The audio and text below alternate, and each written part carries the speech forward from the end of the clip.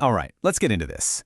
What we're looking at here isn't just a piece of writing, it's a declaration. You could almost call it a dark parable about a total terrifying transformation, and we're hearing it straight from the one who made it all happen. So today, we are going to decipher the birth of this brand new, horrifying reality. Right from the jump, we are put right on the throne, and listen to what it's made of. Frozen sighs. That tells you everything, doesn't it? This is a power built on a foundation of suffering and sorrow. The speaker is the architect, the creator of this kingdom of the void, and the tone is set. It is cold, it is deliberate, and it is absolutely unshakable. So how do you even build a reality like this? Well, let's break down the foundational pieces. The parable kicks off by showing us the key players and the instruments of power that are used to forge this grim new world, starting with the very ground beneath their feet. I mean, just think about what a bazaar is supposed to be, right? It's about life, trade, people coming together. But here, that's been completely twisted. It's not a marketplace anymore. It's an anatomy, a living, breathing body for this kingdom, one that is perfectly aligned with what the text calls the pit. And then look up. Look what they've done to the sun, the ultimate symbol of life and warmth. It's been inverted. This hollow sun is scarlet, cold, and predatory. It's not giving light, it's an instrument of total control. It's this great unholy eye projecting the sovereign's will, surgical and unrepentant, right into the marrow of the people. So how do you make this nightmare permanent? You get yourself a tarantula preacher. And notice, he isn't just talking. He is actively stitching this new reality into place. The imagery is just incredible, an anchored needle literally sewing this new scarlet sky to the damned soil. This isn't just a bad weather day, this is the new, permanent landscape. Okay, but changing the world around the people isn't enough. No, you have to remake the people themselves. And that brings us to the next, really violent stage of this whole process, a ritual that's called the third sloughing. You know, the key word here, the one that really gets me, is distilled. This isn't about choice or conversion. This is a chemical process. It's about boiling humanity down to its essence. The righteous aren't just being corrupted, they're being refined, purified into something more savage, more primal. And the whole thing is described with this brutal farming metaphor, the threshing floor. I mean, that's where you beat grain to separate the good stuff from the useless chaff.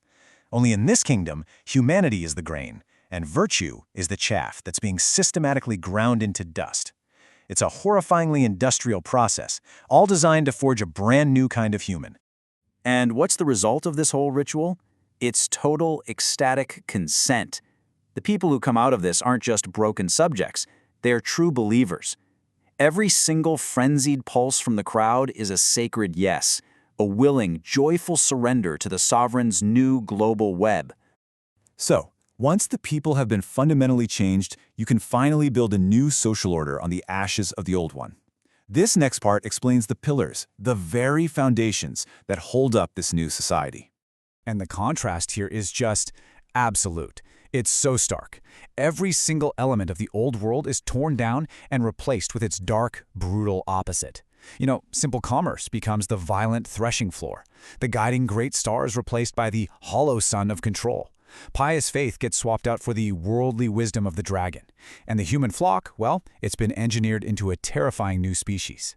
And in this new world, your role models aren't heroes or prophets, they're gargoyles. They are the literal pillars of this new society, made of stone, permanent, unyielding.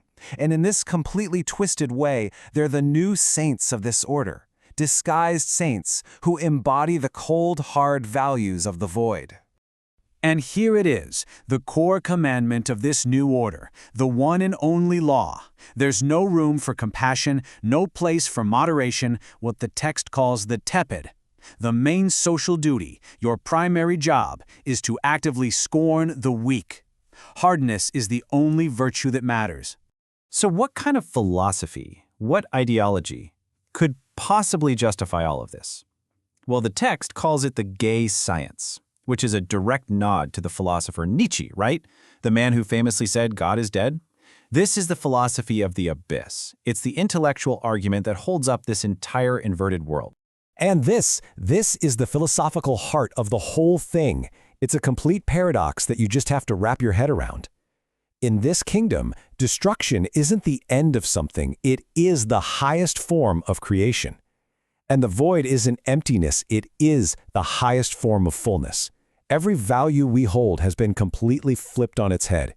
So let's look at the rules of this new game. It's a philosophy of radical, heretical individualism. You find your dignity not in being good, but in being free and individually evil. Mercy? Gone. There's only hardness. The ancient foe isn't something to be fought, he's welcomed as the new master. And maybe the most chilling part? This darkness isn't just a state of mind, it's a venom that's been injected into the very gears of time itself. And you know what? This knowledge isn't some big secret. It's a vademecum, basically a handbook, a guide, and it's open to anyone who is willing to embrace it. It's the how-to guide for anyone who craves this new reality and actively wants to see the end of the old world, the end of the flock. And now we reach the climax of the whole declaration. This final part isn't about the process anymore. It's all about the result. It's about the permanence, the absolute finality of this victory. This isn't just a phase. This is the new forever. The language here is so final, it's almost legal. That raven's shadow isn't just a dark spot on the ground. It is the official signature on a binding contract with the abyss. It's the unbreakable seal that makes this new reality permanent. The day didn't just end. It has been permanently and gloriously inverted into night. And is anyone worried about judgment from some higher power? Not at all. The sovereign is completely undismayed by the silence of the heavens, because the roar of their own kingdom is now the only sound in the universe that matters. It's loud, it's triumphant, and it needs no one's approval. So, when all is said and done, all the complexity is just gone. All morality, all philosophy, all of history. It's all been boiled down to one single undeniable point of power, the anchor of the sovereign's presence. In this new dark age, that is the one and the only truth. And that really just leaves us with this one final, lingering question. After all of that transformation, all of that destruction, what is the ultimate point of a kingdom that finds its greatest fulfillment in the void? What does it even mean to create a world where nothingness is the final goal? But you see, the text doesn't really care about our questions of purpose. It answers that question with a final, chilling statement of fact. There is no more debate. The king is here, the throne is anchored, the dominion is absolute, and it is triumphant. It has begun.